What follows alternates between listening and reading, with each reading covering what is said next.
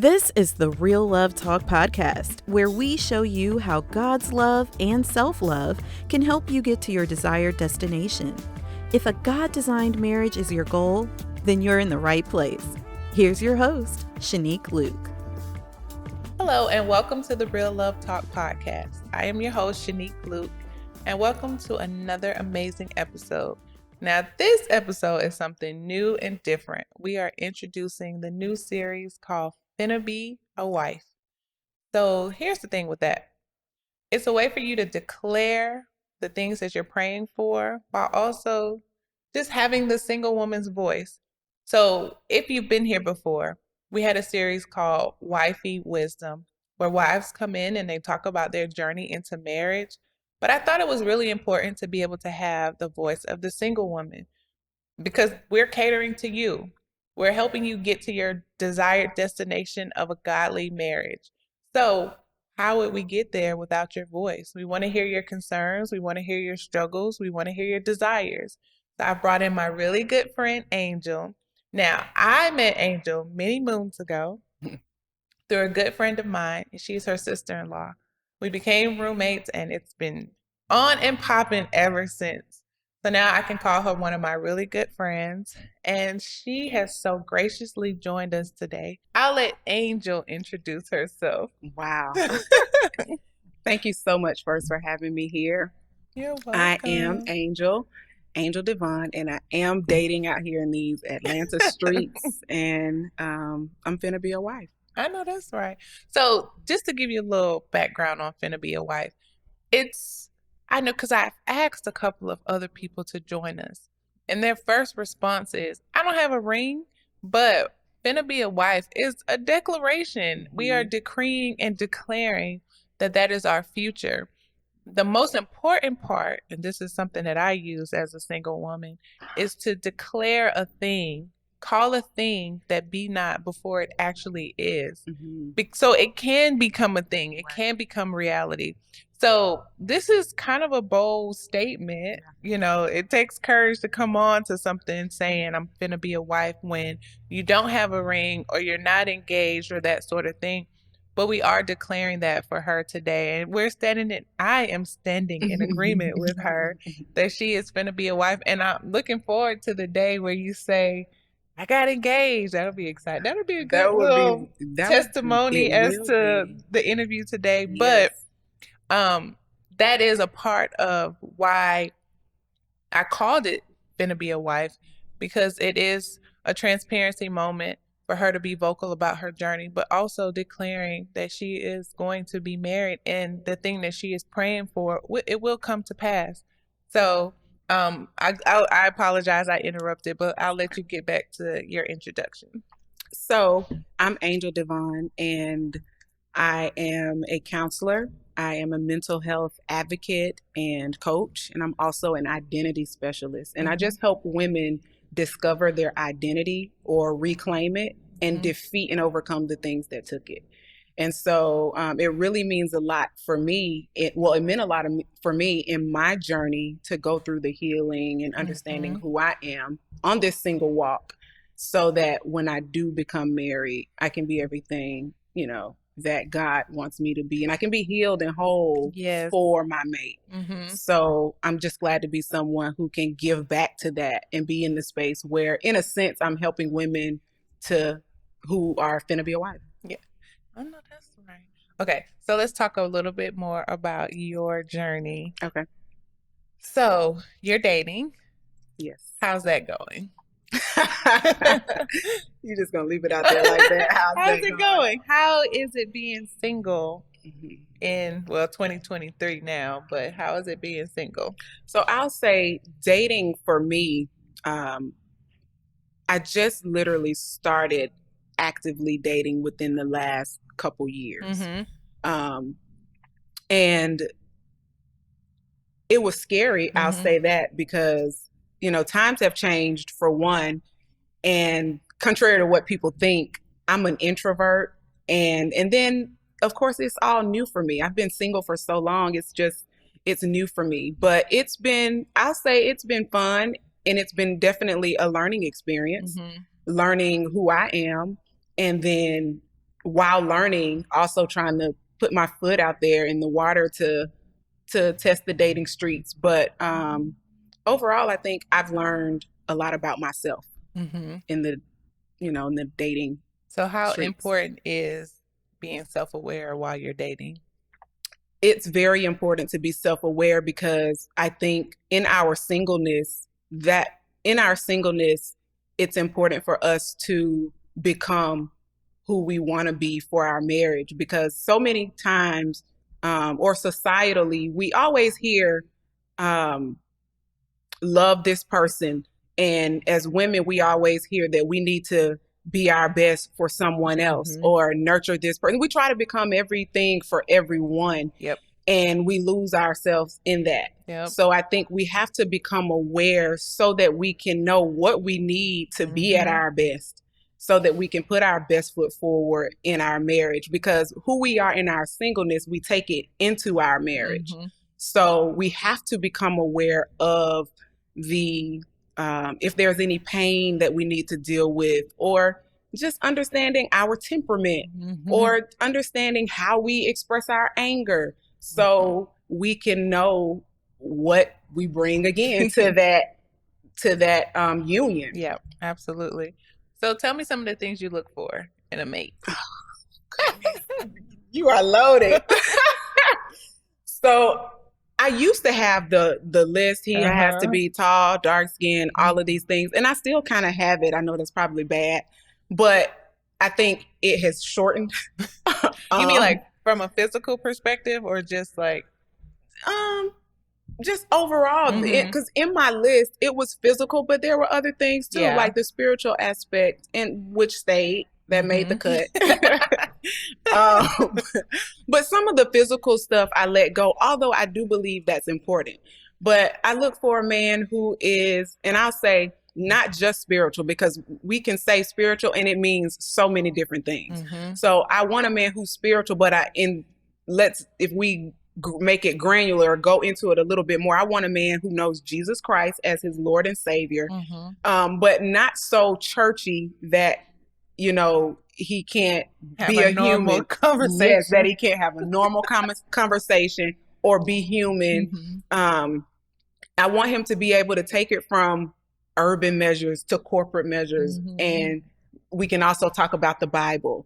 And we can relate those things, because Jesus, I think, was a relatable guy. Like, he was a person who, he's actually a leader in business, but people don't look at the Bible like that. But we'll that's another conversation. That's another conversation for another day.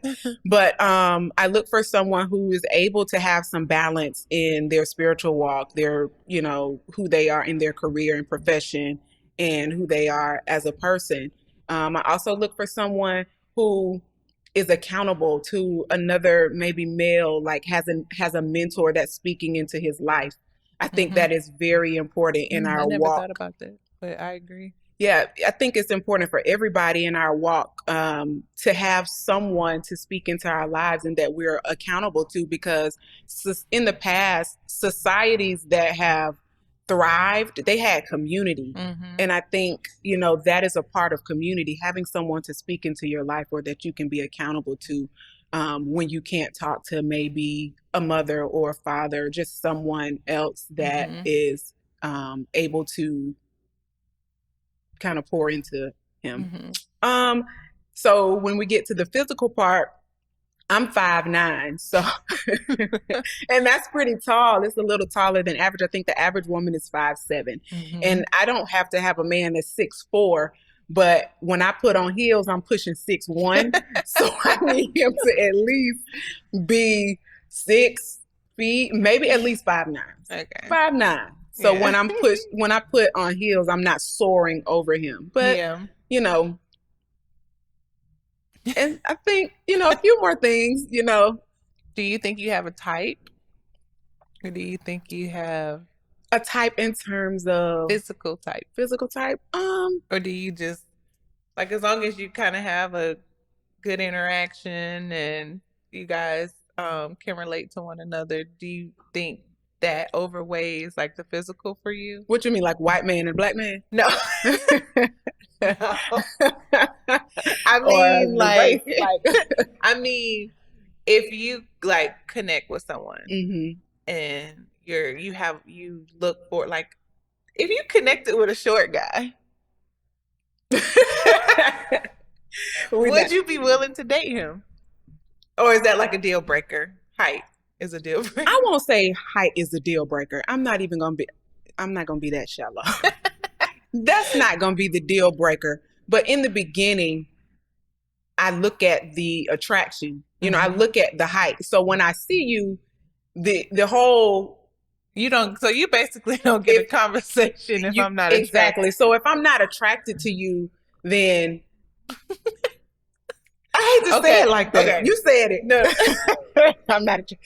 No, because I think height was kind of a thing for me. Now Mario isn't the tallest, but we are the same height. Okay. So it was like, okay. But I have in the past not dated someone because he was short. And I mean, and for me, it was just it honestly wasn't him, but I didn't feel confident, and it doesn't make me feel confident. And so that was kind of the self-awareness portion. Okay. Like, am I going to be able to be my best self in this relationship? So I think it does come off as a shallow thing, but it is kind of like more internal. Yeah. Like, because for me, I think I have some masculine features. Like, I'm not a very girly girl. Like, maybe my shoulders are a little bit more broad and then I'm tall and I'm kind of heavy. No, I wouldn't call myself heavy set, but I'm a thick girl. Thick girl. So like dating someone who is shorter and even sometimes smaller, sometimes it does make me feel more masculine and like feminine. So it's something that I look for. And I mean, I don't know about other tall women, but I get it. You know what I mean? I think that's something that women look for in general. You might see a shorter couple, he's still taller. Yeah. You know what I mean? Okay. Well, can I answer that? So I never got to the part. So in terms of like the physical as well, I am someone who, I'm not a gym buff or anything, but I go to the gym and I try to make sure that, you know, I keep an athletic build. So I think that is important as well. Like, I don't want to be rolling him down the street, or he's not at least willing to, you know, make lifestyle changes. So, someone with a slender or at least athletic build. But I think it's also like mutual interest, right? Absolutely. Like, I don't think that now don't get me wrong, because I've gone through periods where I didn't want to go to the gym. Same. Would that be something that I would be willing to deal with someone who just doesn't have an interest at all? Because when you do get on your gym kick, there are certain things that you know, taking certain supplements, spending money on supplements. Like, would your husband really understand? Or going to the gym, that's $200-$300 a month. If he's not active at all, he might not understand that. So I think sometimes we look at it as kind of surface level initially, but it can go deeper, especially when we're talking about marriage. Yes.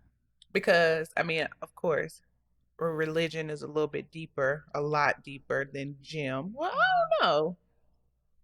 Some people, the gym could be very spiritual. It is. But like when you think about being equally yoked, I remember dating someone who didn't believe in tithing. You know what I mean? So he thought church was a business. And for me, that is something that I do. That is I couldn't imagine having to explain to my husband where money went if I tithe. You see what I'm saying? So I think it's kind of the same thing. Like, just being on the same page. You may have different interests, but overall, or like you say, even if he doesn't do it, like being okay and like being willing to shift. Exactly. And all of that is important. I think it's like you talked about, the awareness, and also I think the conversation, just opening up for conversation and seeing what he is willing to do, and knowing all of these things about yourself, so it can all be put out in the open. Make him take the disc test. I know, right? Yes. The personality Tim is test, like, disc yes. assessments, we doing all of it. I think you would be surprised. I think when I was single, I'd be like, oh, that's okay. Mm-hmm. But then you get into marriage, you'd be surprised the things that come up. I remember when we were in premarital counseling and they asked us how would we want to, do we believe in, what is it called? Corporal whoopings? Is that corporal punishment? Like, do you believe in that? Yeah. I was like, I didn't even think about that, but that's important because, I mean, even for me, at one point I did believe in whoopings, but now that I have Gabrielle, I don't really want to. Mm-hmm. So it's like, people change and evolve, and you would be amazed at the things that come up, and you'd be like, wow. One of our past guests, she said she dated her husband for a long time. And she thought she knew him. And then when they got married, she was like, who are you? So you would be amazed. But anyway, I didn't want to put you on the spot, but it's just conversation. So I love it. No pressure. So you said at one point you weren't dating, and then you have started over the last few years. Was there a particular reason that you decided not to date during that time frame, or was it just? I think a little bit of fear. Just because thinking about the idea of the process even starting, going through the process of getting to know someone, like you just talked about, a woman who was married and was like, who are you? So thinking about the process of meeting someone and all of the things that come with that, like, they always say that our representative comes to the table first. So having to break through all of that, and then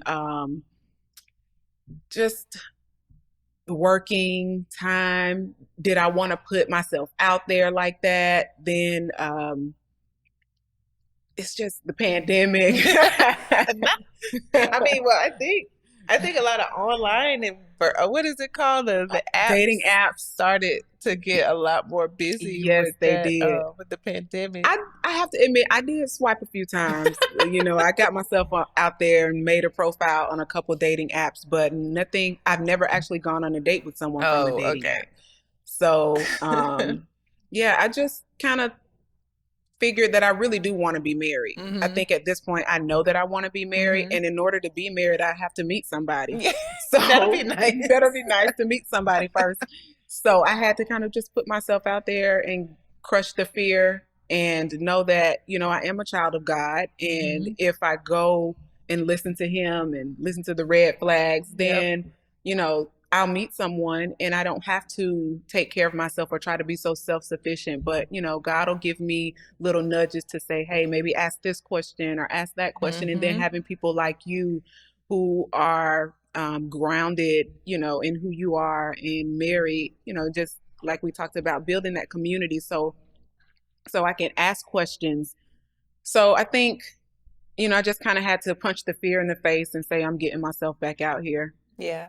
I always say, they talk about risk and reward with like investing. It's the same thing with dating.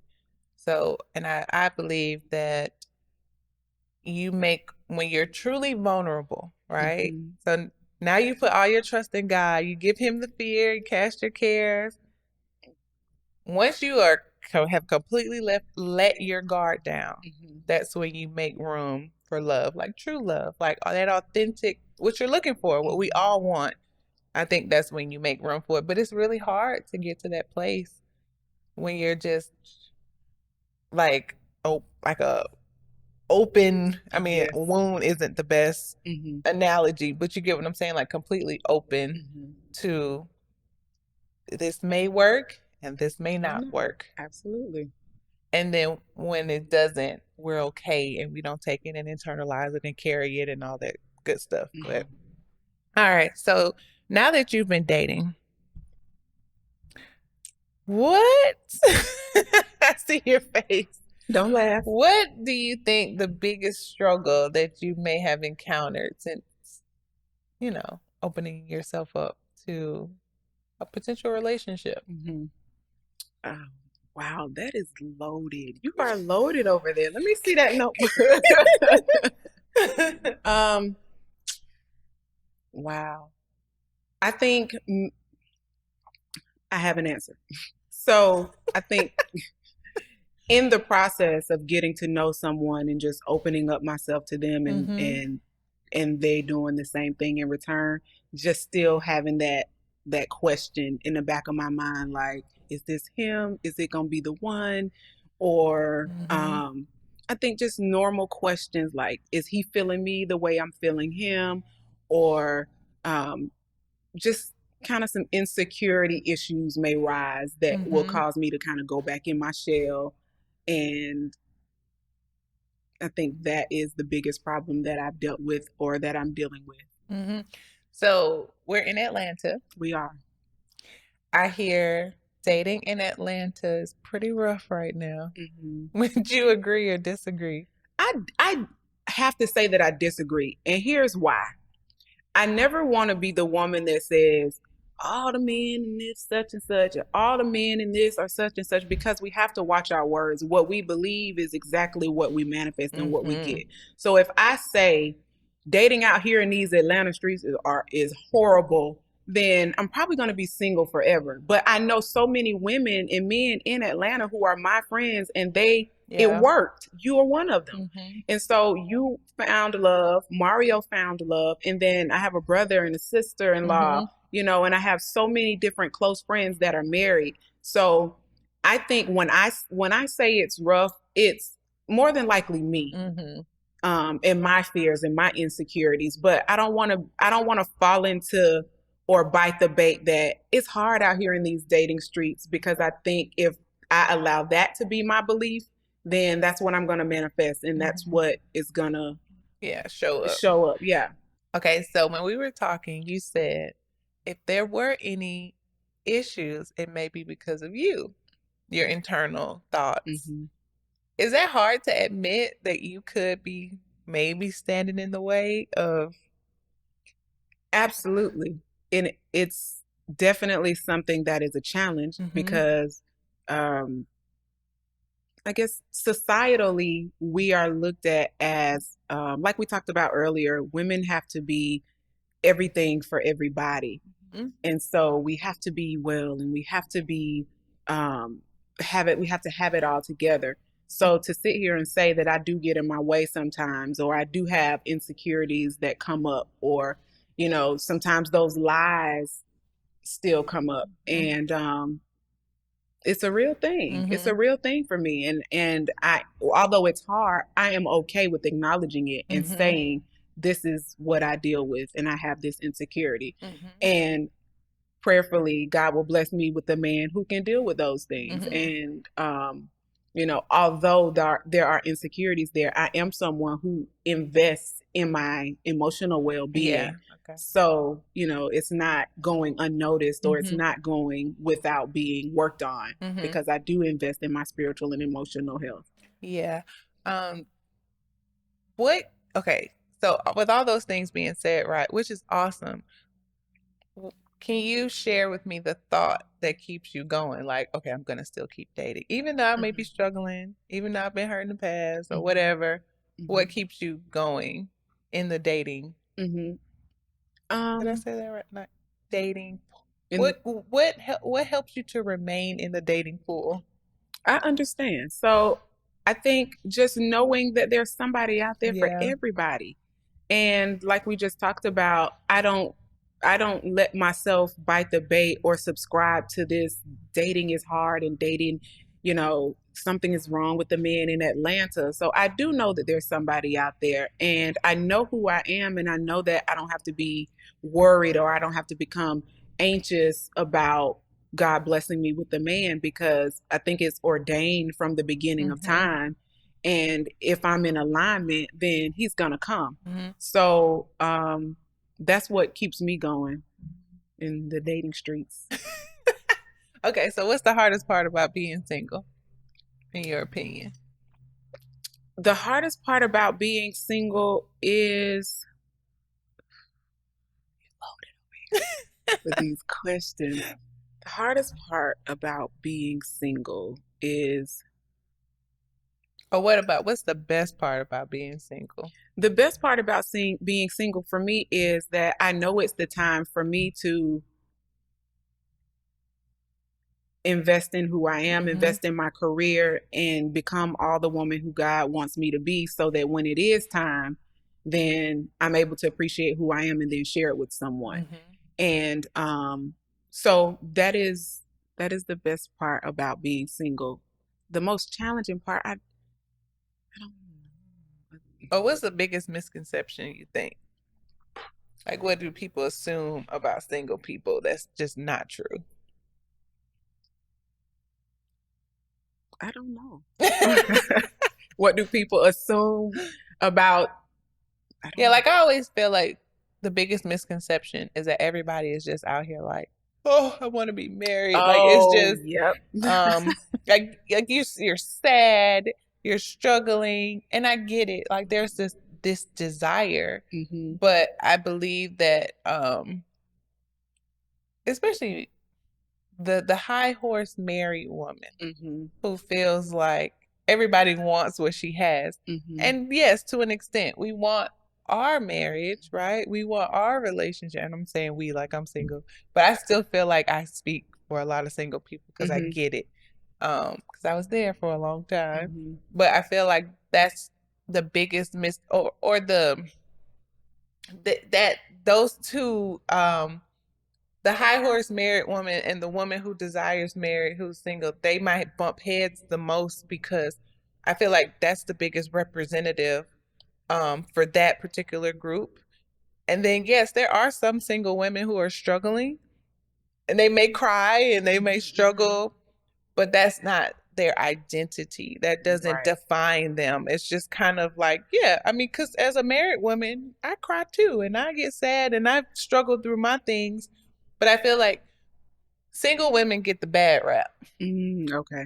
Because I think I probably cry more as a married woman just because there's so much more pressure. And we've talked about this personally, in our private phone calls, that there's this added level of seriousness once you get married, and you have a child. Now it's not just you. Like I could mess up by myself all day long and fix it and go on. But now when I mess up or I do something, it has impact to other people. Yes. It has, especially the child. I'm just like, I'm going through this season where it's just like, oh my God, so much pressure because I have to do what's right for her. So those come with struggles, but see, no one talks about that. It's always the single woman that wants to be married and you should do this and you should do that and get you a man. And I hated that part because it's like, I'm just trying to figure it out just like you are. And that is tough. Especially as you were talking, I thought about the answer to the question you asked previously.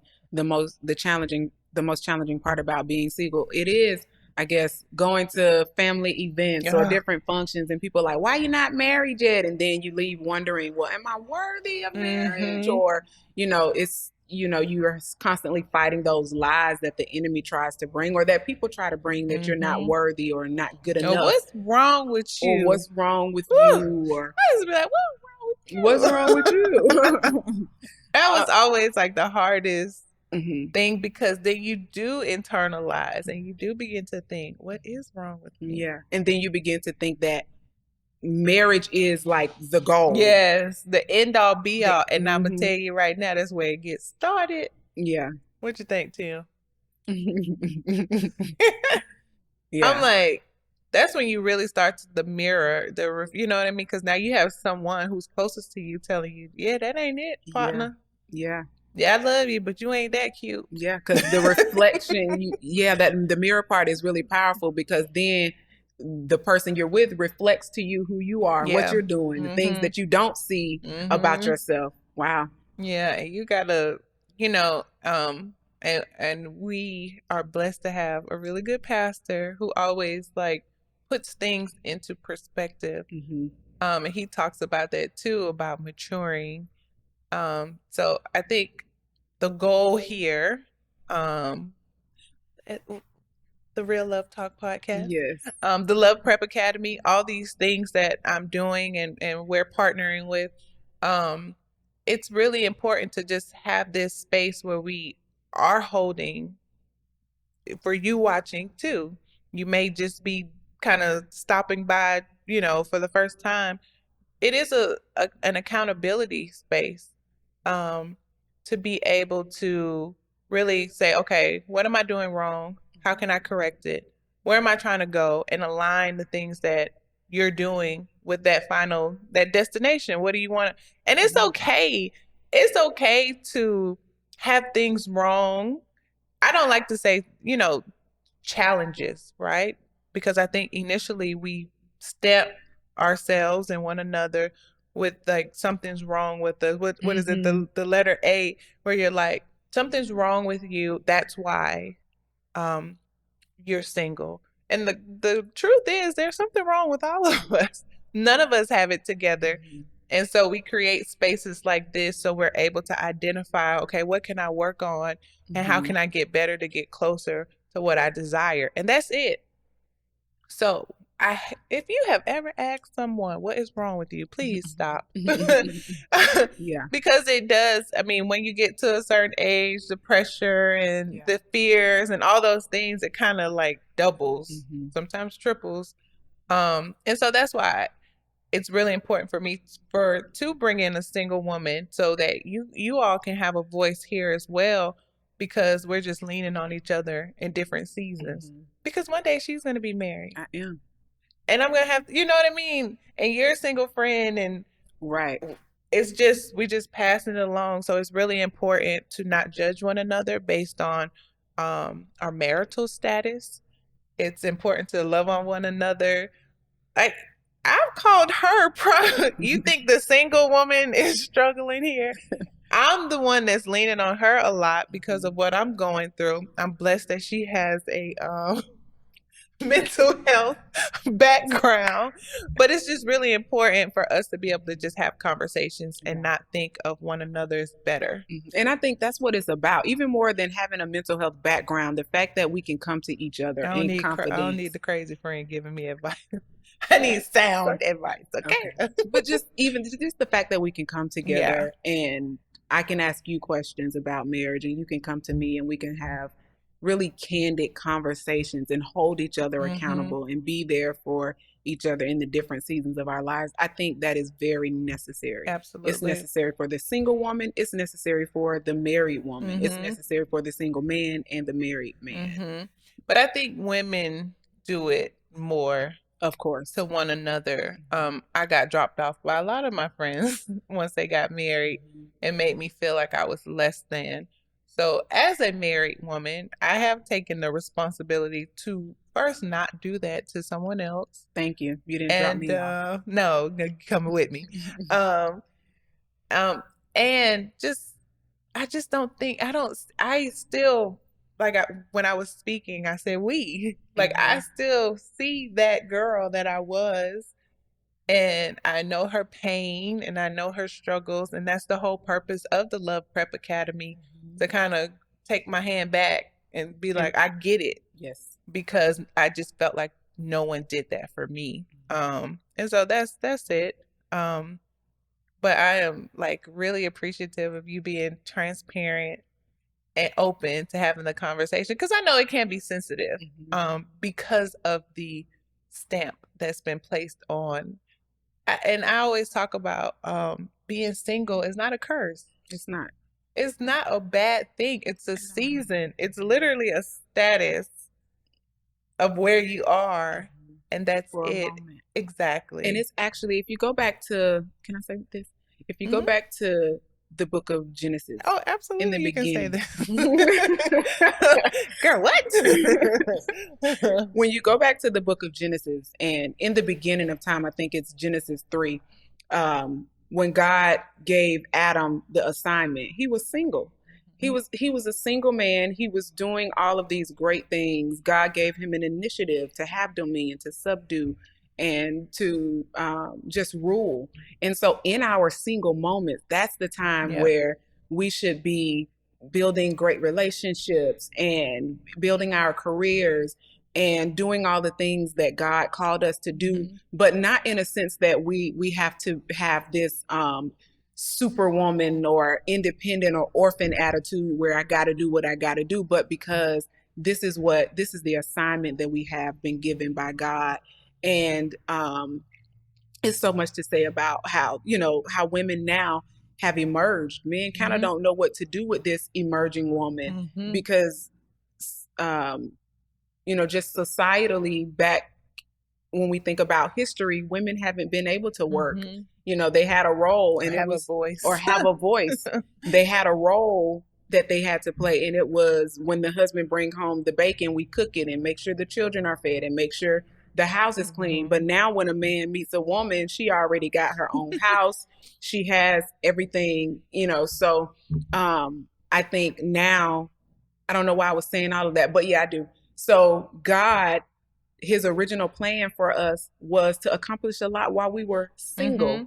And I think you have a purpose as a single person and as a couple. Yeah. And I think when we look at Jesus, Jesus wasn't married. And so he did so many great things while he was single. And we can't allow married people or just people in our family who wish they were married put their expectation on us or make us feel bad or unhappily married. Yeah, we can't let them push their fears and expectations on us or try to live through us because they didn't get married. And I think we have to be aligned with God, know what he wants from us, know what he's requiring, and know our assignment. Yes, absolutely. I love it. All right. I have one more question. Okay. Oh, Lord. Okay, so we talk about the hardest part about being a single person. Now, what is the hardest part about being a Christian woman and dating? Ooh. Being a Christian woman and dating. Honestly, I think it's no different. Okay. I think the hardest part still is fighting those lies because knowing who I am as a child of God, actually, I think that gives me an advantage, but there's still challenges of, period. Yes, it does give me an advantage, but I think still it becomes the expectations sometimes that people put on me or put on us as women. Do you feel like you, as a Christian woman, you have to have it more together? Yes, you have to have it more together. And you have to look a certain way. There are expectations to look a certain way or be a certain way or fit this mold. Yes. And I don't like that mold, and I'm just not going to try to fit into the Christian church box. I don't think there's a box. So, but yeah, that is definitely challenging. But once again, it goes back to knowing who we are and knowing who God called us to be as individuals. And nobody has what I have the way I have it. And so I have to, make peace with that and not try to measure myself up or become like anyone else on this journey. Yeah. And a lot of people expect there to be a certain mold or a certain way, and I don't fit it. So Okay, good answer. I love it. Thank you. Well, I want to thank you so much for coming out today, taking time, being open and transparent, because we love transparency. Absolutely. At the Real Love Talk podcast. So I just want to give you the opportunity to share any projects or anything that you have going on right now and tell the people how they can get in contact with you. Okay. So once again, my name is Angel Devone, and I have an email address if you want to email me about working with me as a coach, as an identity specialist. You can email info@angelpdevone, and that's DEVONE.com. And you can look forward to coaching programs coming at the top of this year, and go to my website, www.angelpdevone.com.